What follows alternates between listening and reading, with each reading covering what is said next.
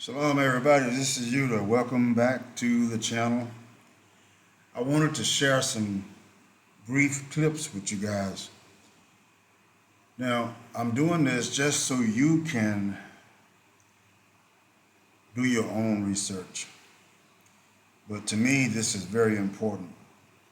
Now, I'm just bringing information that I've discovered, sharing it with you. Now, you can do with this whatever you choose. Don't get the impression that I'm trying to force anything on anybody. I just want you to see what I found and see what I see, and then you make your own decisions. We're going to start with this clip about how the Americans are being denied passports. So let's just listen for a few minutes.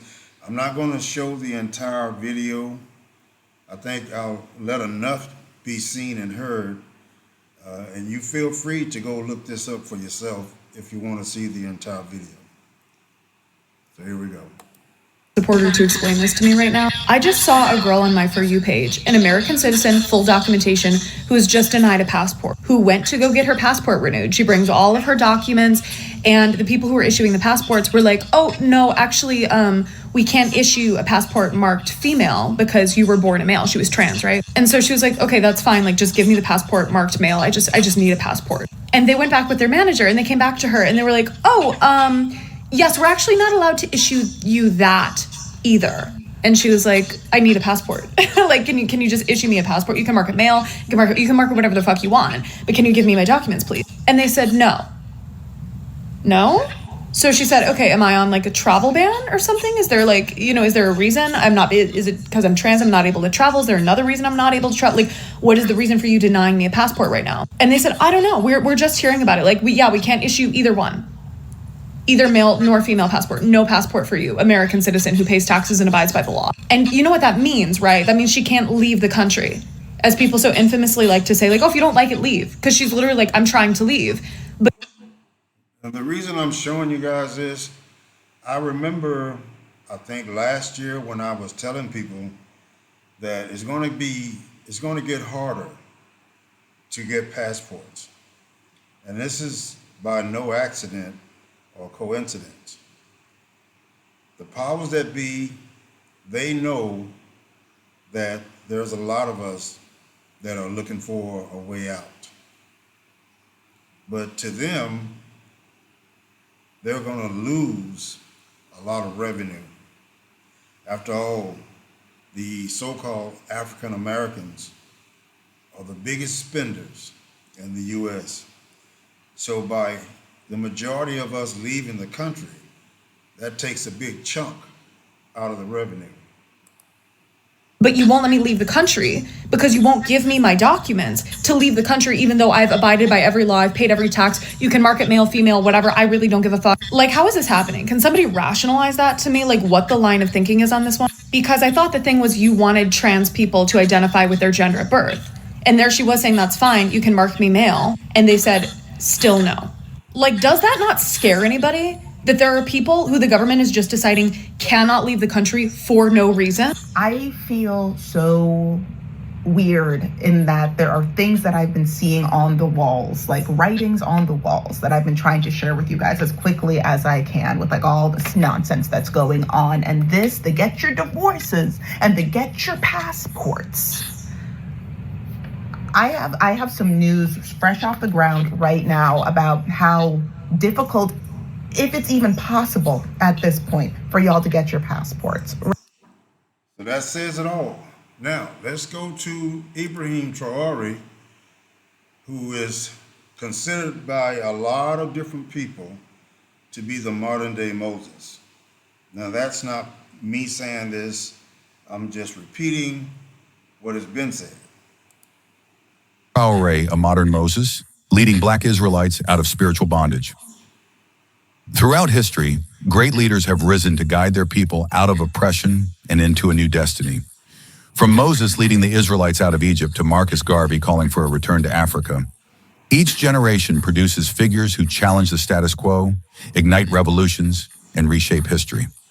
Now in the 21st century, a new name is emerging on the lips of many who believe in a prophesied awakening: Ibrahim Traoré, the young and charismatic leader of Burkina Faso. Could he be the modern Moses, the one destined to lead Black Israelites out of spiritual bondage?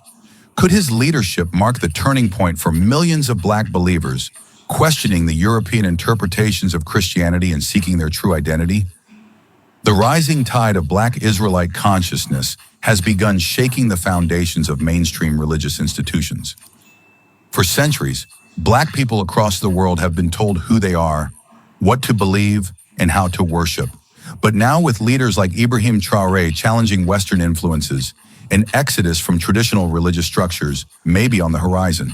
This essay will explore whether Traoré is a divinely appointed leader, a revolutionary figure who could change the trajectory of Black spirituality for.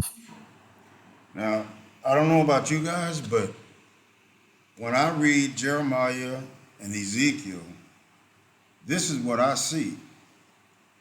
Now, we all know, according to Scripture, that Israel in the last days will rise above Esau.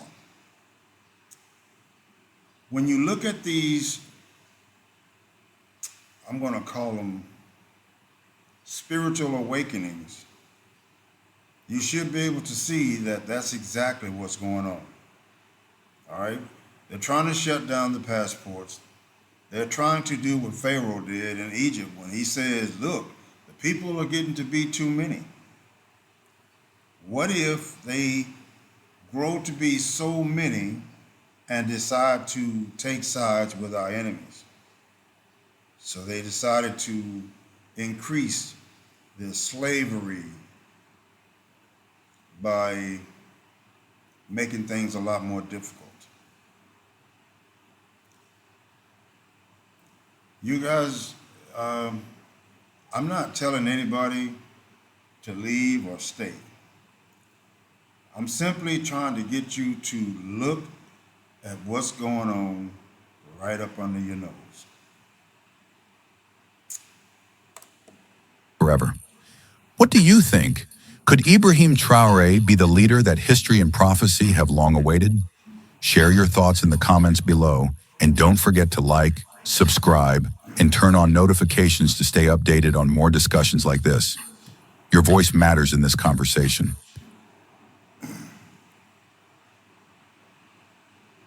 One, Ibrahim Traoré and the exodus from white Christianity.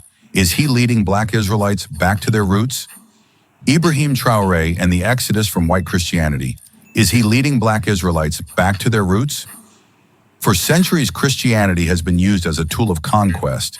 Its Europeanized interpretation force-fed to Black people in Africa and across the diaspora.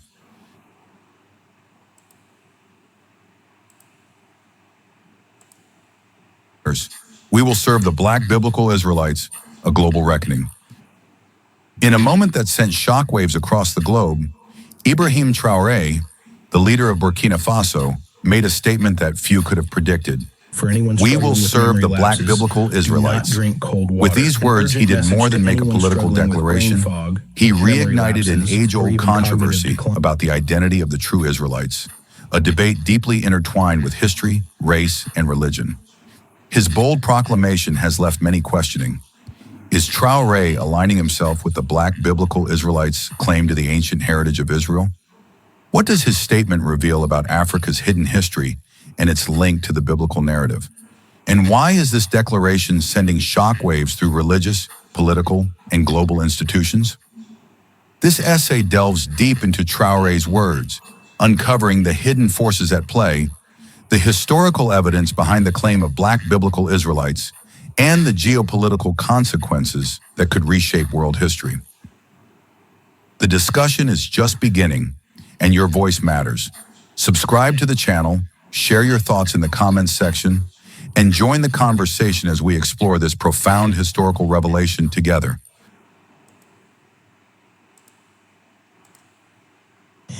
I bring you your children, descendants of the formerly enslaved. They have waited over 400 years to return the spirits of their ancestors back home to Africa. When the children of Africa were taken out of Africa as slaves, all they ever wanted to do was to come back home to Africa. Each and every one of them that you see, many of them are coming to Africa for the first time. They're bringing with them the spirits of their ancestors to put them to rest here in Burkina Faso. Je suis ému et très content de vous voir. I am moved and very happy to see you here in Burkina Faso since the events of the SNC. It is more than a pleasure that you have chosen to come here to Burkina. You have surely been told that it is a country frequentable. We told you that it's dead here, it's war. C'est un pays infréquentable. There's a lot going on, family, and we need to wake up and pay attention. These are the windows to your freedom that's being opened. Forget about I'm not African, he's not Israelite. Forget about all that because you don't know who he is. All right? This man has put his life on the line. This cannot be ignored. When you read the scriptures now, it should look different. You should begin to start seeing exactly how prophecy itself is unfolding. The Creator uses whoever he chooses. Remember Cyrus, the Hamite that freed Israel from Babylon? History has a way of repeating itself. It doesn't have to be the exact same way, but it has the same endings and consequences. Wake up, family. Open your eyes. A new day is dawning.